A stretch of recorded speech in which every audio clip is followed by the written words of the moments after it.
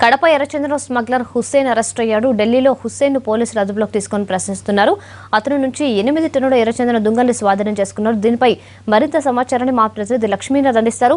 లక్ష్మీనాథ్, కడప ఎర్రచందనం smuggler Hussain arrest అయినట్టుగా తెలుస్తోంది. దీనికి సంబంధించి మీ దగ్గర ఉన్న సమాచారం ఏమిటి?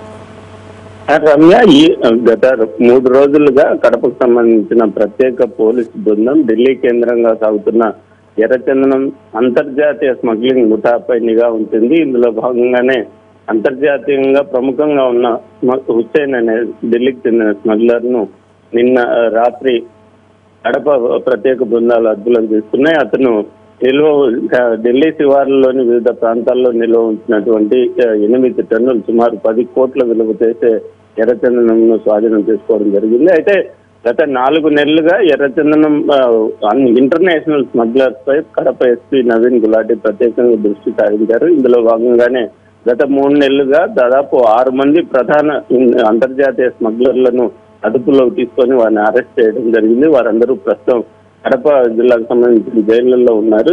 ఇదే నేపథ్యంలోనే వారి నుంచి వచ్చిన సమాచారంతో మరింత వేగవంతంగా అంతర్జాతీయ స్మగ్లర్లపై నిఘా ఉంచారు. ఇందులో భాగంగానే ఢిల్లీ పరిసర ప్రాంతాల్లో ఉంటూ అంతర్జాతీయ స్థాయిలో స్మగ్లింగ్ చేస్తున్న హుస్సేన్ ను పట్టుకోవడం జరిగింది. ఇతను సింగపూర్, మలేషియా, చైనా దేశాలకు వస్తువుల రూపంలో ఎర్రచందనాన్ని స్మగ్లింగ్ చేసేవాడు.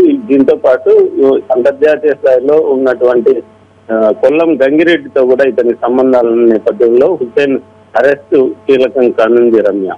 Right Lakshminath, thank you.